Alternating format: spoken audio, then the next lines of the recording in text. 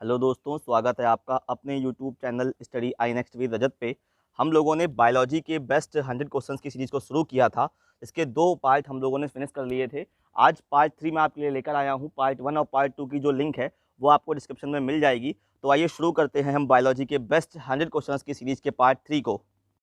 शुरू करने से पहले लास्ट पार्ट 2 में मैंने क्वेश्चन नंबर 28 कराया था आपको कि मानव शरीर के किस अंग में लसिका कोशिकाएं बनती हैं। तो मैंने आपको बताया था कि लसिका कोशिकाएं जो होती हैं वो श्वेत रक्त कणिकाएं होती हैं, यानी कि वाइट ब्लड सेल्स। लेकिन गलती से ये डब्ल्यू की जगह आर बन गया था, तो थोड़ा सा करेक्शन कर लीजिए। यहाँ पर आर की जगह डब्ल्यू होगा, यानी कि लसिका कोशिकाएं क्या होती हैं, WBC होती हैं। हालांकि मैंने बताया आपको वाइट ब्लड सेल्स ही था, लेकिन डब्ल्यू की जगह वो आर बन गया था गलती से। तो यहाँ पे थोड़ा सा ये करेक्शन कर लीजिएगा।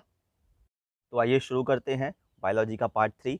लास्ट 2 पार्ट में हम लोगों ने 50 क्वेश्चन कवर कर लिए थे। आइए तीसरे पार्ट में शुरू करते हैं हम क्वेश्चन नंबर 51 के साथ। तो देखते हैं हम लोग क्वेश्चन नंबर 51। मानव तंत्र में निम्नलिखित में से कौन सा एक पाचक एंजाइम नहीं है? तो मानव का जो तंत्र होता है उसमें 3 पाचक एंजाइम पाए जाते हैं। पहला कौन सा? ट्रिप्सिन, टाइलिन और पेप्सिन। यानी कि ट्रिप्सिन, टाइलिन और पेप्सिन जो है वो एक पाचक एंजाइम है, जबकि गैस्ट्रिन एक पाचक एंजाइम नहीं है। तो फिर गैस्ट्रिन क्या है? गैस्ट्रिन एक हार्मोन है। तो ये आपको ध्यान रखना है कि पाचक एंजाइम कौन सा नहीं है, गैस्ट्रिन नहीं है, क्योंकि गैस्ट्रिन क्या है? एक हार्मोन है। जवाब हो जाएगा ऑप्शन बी। Question number 52। गैसीय स्थिति में पाया जाने वाला हार्मोन है। तो गैसीय स्थिति में जो हार्मोन होता है उसे कहते हैं हम एथिलीन, यानी कि सही जवाब हो जाएगा इसका बी। यहाँ से आपको ये भी ध्यान रखना है कि एथिलीन एक पादप हार्मोन है। ठीक है, तो एथिलीन एक पादप हार्मोन है जो गैसीय अवस्था में पाया जाता है। चलते हैं अगले क्वेश्चन की तरफ। Question number 53। पोलियो के टीके की खोज किसने की? देखिए, पोलियो एक संक्रामक रोग है जो कि विषाणु के द्वारा होता है। ये भी एग्जाम में कई बार पूछा गया है कि जो पोलियो है वो किसके कारण से होता है, तो विषाणुओं के कारण से होता है। इसमें रोग कारक जीव का संचारण दूषित भोजन एवं जल द्वारा होता है, तो ये भी आपको ध्यान रखना है। और पोलियो के टीके की खोज की थी जोनास सॉल्क ने, यानी सही जवाब हो जाएगा इसका बी। और अगर आपसे एग्जाम में पूछा जाए कि सॉल्क टीका किससे संबंधित है, तो ये भी आपको ध्यान रखना है कि सॉल्क टीका पोलियो से संबंधित है। तो मैंने आपको यहाँ से 4 जानकारी दी। पहला कि पोलियो विषाणु के द्वारा होता है, इसमें रोग कारक जीव का संचारण दूषित भोजन तथा जल के द्वारा होता है। पोलियो के टीके की खोज जोनास सॉल्क ने की थी और इसे सॉल्क टीका भी कहते हैं। चलते हैं अगले क्वेश्चन की तरफ।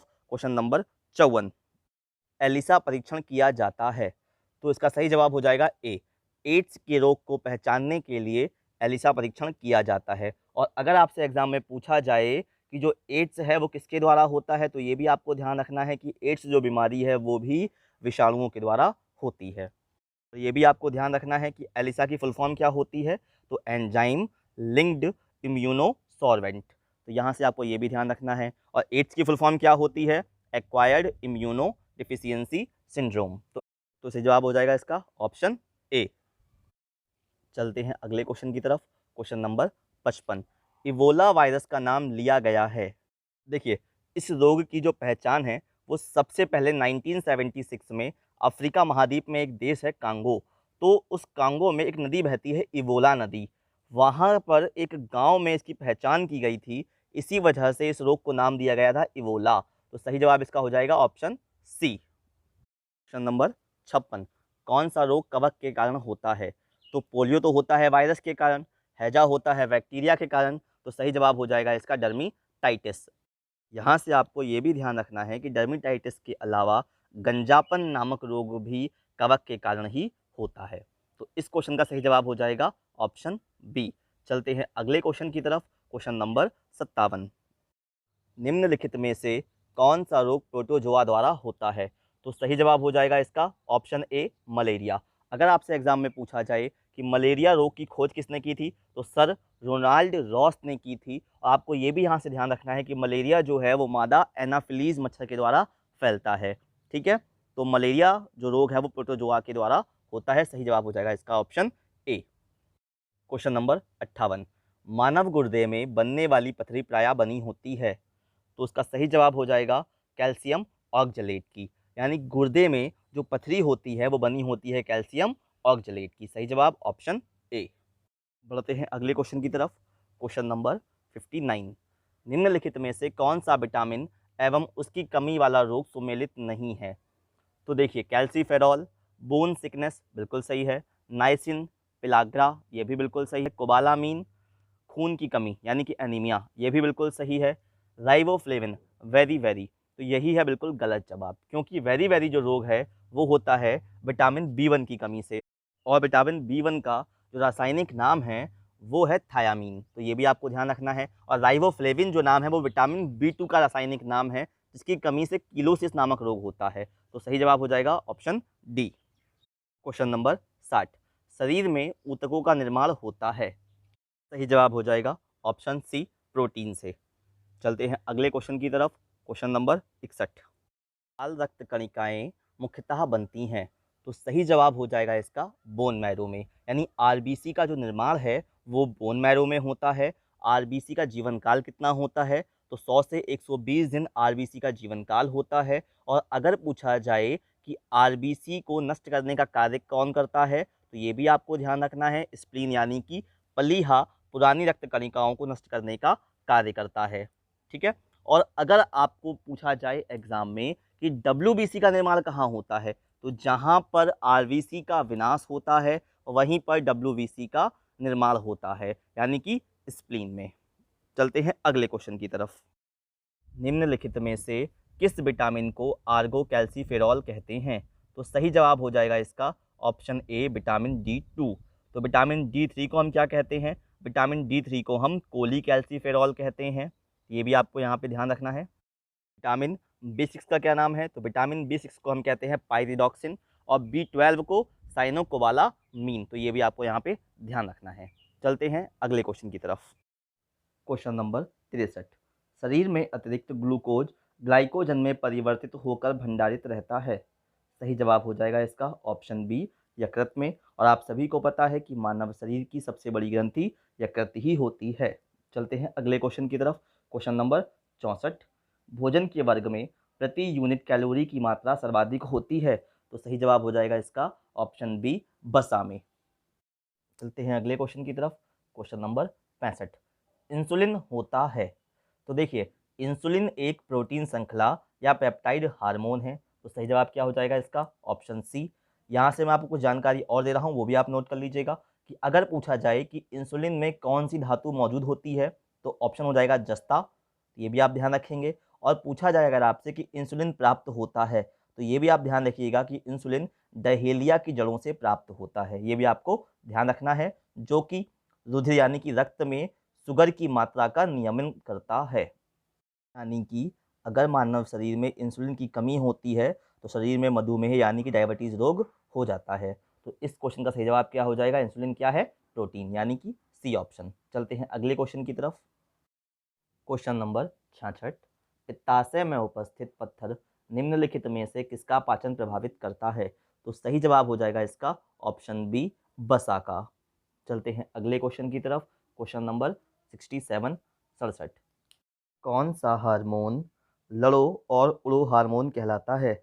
यह क्वेश्चन बहुत सारे एग्जाम्स में कई बार पूछा गया है, तो आपको ध्यान रखना है। इसका सही जवाब होगा इसका ऑप्शन बी, एड्रीनेलिन। चलते हैं अगले क्वेश्चन की तरफ।